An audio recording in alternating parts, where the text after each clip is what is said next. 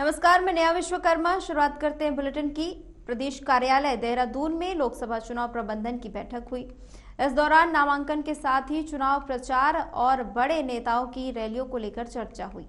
BJP प्रदेश अध्यक्ष महेंद्र भट्ट ने बताया कि प्रत्याशियों के नामांकन के दिन तय कर लिए जाएंगे, वहीं इसका ऐलान किया जाएगा। बता दें कि बैठक के दौरान चुनाव प्रचार में तेजी लाने के साथ ही हर वर्ग से संपर्क के निर्देश दिए गए हैं। इसके साथ ही चुनाव प्रचार में राज्य संगठन के साथ ही बूथ और तमाम चीजों पर समन्वय बनाने पर बूथ स्तर पर छोटी छोटी बैठकों का आयोजन करने के निर्देश दिए गए हैं। इस दौरान धामी सरकार के 2 साल पूरे होने, अगले माह पार्टी के स्थापना दिवस सहित कई कार्यक्रम आयोजित किए जाने पर भी निर्णय लिया गया है।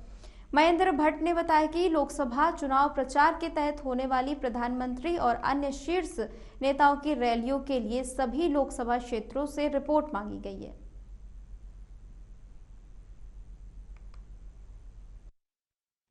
देखिए, आज हमारी चुनाव प्रबंधन टोली की बैठक थी और बैठक में हमने 3-4 प्रकार के कार्यक्रम तय किए। एक तो हमारे संगठनात्मक कार्यक्रम है। 6 तारीख अप्रैल को भारतीय जनता पार्टी स्थापना दिवस है, 14 अप्रैल को अम्बेडकर जी की जयंती है और 23 मार्च को माननीय हमारी सरकार के 2 वर्ष का कार्यकाल पूर्ण हो रहा है। उन कार्यक्रम की रचना हम बूथ स्तर तक किस रूप में बनाते हैं, उसकी हमने चर्चा की। सभी प्रत्याशियों की नामांकन तिथि तय हो चुकी है, वो हम कल प्रेस विज्ञप्ति के माध्यम से आप तक पहुंचाएंगे। माननीय मुख्यमंत्री सभी प्रत्याशियों के नामांकन में उपस्थित रहेंगे। केंद्रीय नेतृत्व भी कोई आएंगे, उसकी जानकारी भी यथा समय हम आप सब तक पहुंचाएंगे। इसके साथ साथ अब हमारा मुख्य काम प्रदेश अध्यक्ष से लेकर बूथ अध्यक्ष तक पन्ना प्रमुख बनेगा और एक पन्ने में 30 वोट हैं। 30 वोट में 6 घर हैं। 6 घरों को केंद्रित करते हुए चुनाव के दिन उन 6 के 6 घरों का वोट 100% भारतीय जनता पार्टी को पड़े, इस प्रकार कार्य योजना बनाई है। आज की बैठक का यही मुख्य भाव है। देखिए, हम बहुत आभारी हैं उत्तराखंड की देवतुल्य जनता का, माताओं बहनों का, बुजुर्गों का, नौजवान साथियों का, जिन्होंने उत्तराखंड के आम चुनाव में 2022 में हमारे प्रधानमंत्री आदरणीय नरेंद्र मोदी जी के नेतृत्व में, उनके मार्गदर्शन में हमारे उत्तराखंड के अंदर एक इतिहास बनाया, एक मिथक तोड़ा, एक परिपाटी बदली और सरकार में हमको लेकर आए। और जो भी हमने संकल्प उत्तराखंड की जनता के समक्ष रखे थे, उन सभी संकल्पों को हम आगे बढ़े हैं। बहुत सारे संकल्प, बहुत सारे वायदे हमने पूरे किए हैं। डबल इंजन की सरकार तेजी से आगे बढ़ी है और उसी का आज परिणाम है कि अभी पूरे राज्य के अंदर हमने अनेक मातृशक्ति के कार्यक्रम किए। मातृशक्ति उत्सव हर जिले में हुए और उनमें हजारों हजार की संख्या में हमारी बहनों ने भाग लिया और राज्य सरकार का कहीं ना कहीं प्रोत्साहन किया, हमारी पार्टी का भी प्रोत्साहन कर रहे हैं। और इस चुनाव में चूंकि डबल इंजन की सरकार ने तेजी से काम किए हैं और अनेक ऐसे निर्णय भी लिए हैं। हमारे प्रधानमंत्री जी के नेतृत्व में केंद्र की सरकार ने पिछले 10 सालों में पूरे देश के अंदर जो काम किया है, उसके साथ उत्तराखंड में जो अभूतपूर्व कार्य।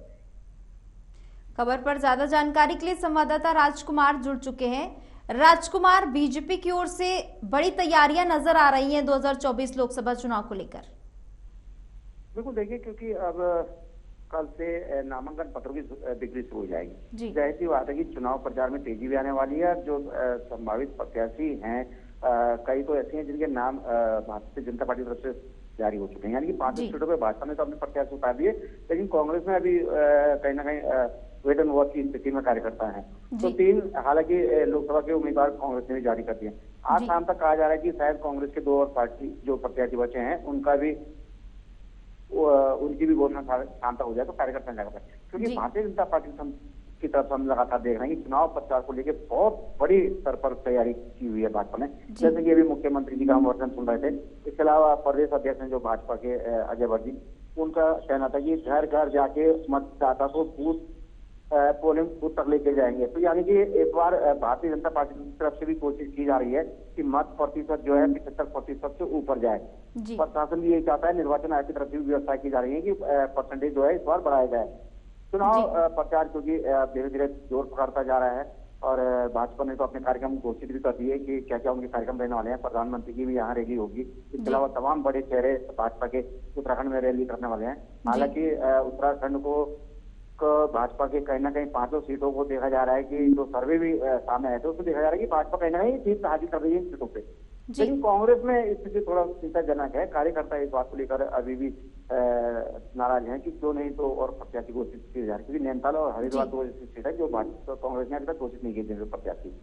और तो हम ये कह सकते हैं कि प्रचार, क्योंकि कल से नामांकन पत्र की बिक्री शुरू हो जाएगी।